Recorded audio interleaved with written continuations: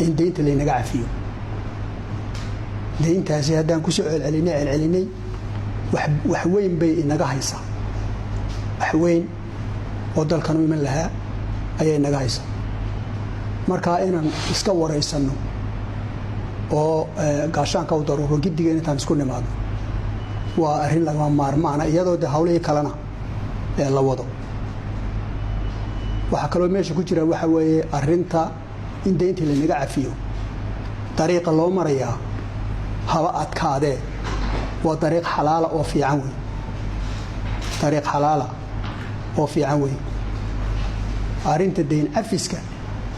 waxa inaga oo keliya loogu talagalay ma aha arrinta deyn cafiska dariiqa road mapka la yidhahdo deyn cafiska ama HEPIC initiative waxa la sameeyey institutionska IFIska la yidhahdo waxa weeye World Bank IMF-ka iyo African Development Bank waxay nagu leeyihiin 1 billion ya 1 billion ayay nagu leeyihiin 1 billion kaas deemaan qaadanay oo waxa lagu dhisayo mashaariic ayuu ahaa ya waxaana laga soo bilaabay 75kii ilaa iyo 85kii 90kii hortiisii inta dawladdu burburay mashaariic baa ku qoran in lagu sameeyay waxay ka soo bilaabantay oo lacagtaas ku bilaabantay 727 milyan haddana waxay maraysaa 1 billion waxa lagu heshiiyay weeyaan oo dad lacagta bixin weeyay qaraamaad baa ku saarmaya ya oo faa'iidadii oo si faa'iido dhashay baa ku saarmaysa saddexda institution weeye wadanada carabta hay'adaha ay leeyihiin ee lacagta oo sanduuqa lacagta ee carabta ee Dubai ku yaala kamid yahay oo sanduuqa carabta ee horumarinta carabta uu kamid yahay Islamic Development Bank kamid yahay ayaguna waxay nagu leeyihiin 497 milyan ayay nagu leeyihiin ya iyaguna waxa ka soo bilaabeen 497 soma 150 milyan ay ka soo bilaabeen intaasay dadbeetna kordhiyeen ayaguna intaasay nagu leeyihiin waxa ku xiga ugu badan qolooyinka la yiraahdo midowga Paris ya midowga Paris Club la yiraahdo waxa weeyaan waxaan carab ahayn ayaa la yiraahdaa Paris Club Mareykanka iyo Canada iyo Europe oo isku jiro la yiraahdaa Paris Club ayaga ugu badan waxay nagu leeyihiin Mareykankana ugu si badan iyagu waxay nagu leeyihiin 2 bilyan 477 milyan ayay inagu leeyihiin annagoo markaa farxad taansan baan ka soo baxay meesha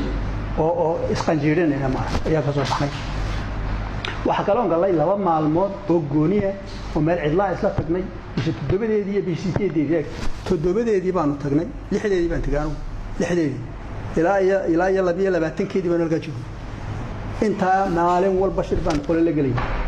qolaan soo muslaxayno qolaan qolo walba aan waramayno qolo walba report baan tusayna qolo walba inaanu serious ah baan tusayna qolo walba wax macquul aan u sheegayna ya tirada ciidamadan ka waramayna waxaan ka waramaynaa dadkayga sida lacagta loo siiyo waxayna soo galeen baan ka waramaynaa maamulkeedaan ka waramaynaa reports kii aan u dirnay bil walba aan u dirro ayaan iska wareysanaynaa marka annaga oo marka dhowr yeel ka joognay waxa gabagabadu noqotay waxa weeye prime minister ku ra'iisul wasaaruhu wuxuu la kulmay madaxweynaha banka oo qofkii ugu horeeyay prime minister ee uu madaxweynuhu yiraahdo waan la kulmayaa buha maalintaas ayuu shaqada bilaabay asagoo aan wali xafiiskiisa tegin buu noogu yimid ayuu prime minister la yeeshay ra'iisul wasaaraha ayuu la yeeshay si fiican uu soo dhaweeyay waanu ammaanay sida Soomaalidu gabadha ku xigta isaga executive director-ka Christina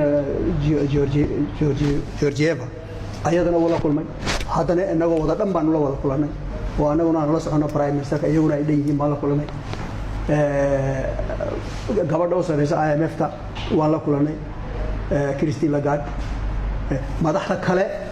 waan la kulanay adduunyada ka timid ma garanaysa ama American kale ama cid kale marka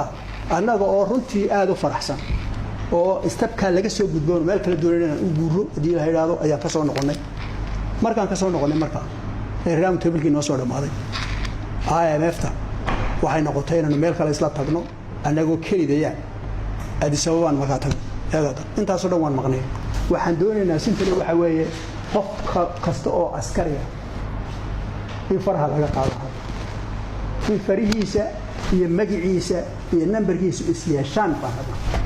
wax kaloo meesha laga dooni karaa walaalayaal Soomaaliyeed ma jiraan ya magacaaga iyo nambarkaaga walaalow ya iyo suurkaagu ay yeeshaan mushaharadaada waad helaysaa markaa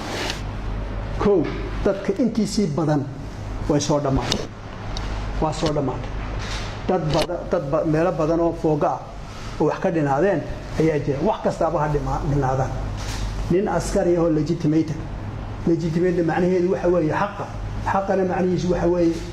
liiskii la noo keenay in ku jirto ee ciidanku keeneen ee wasaaraddu keentay ya wasaaradda difaaca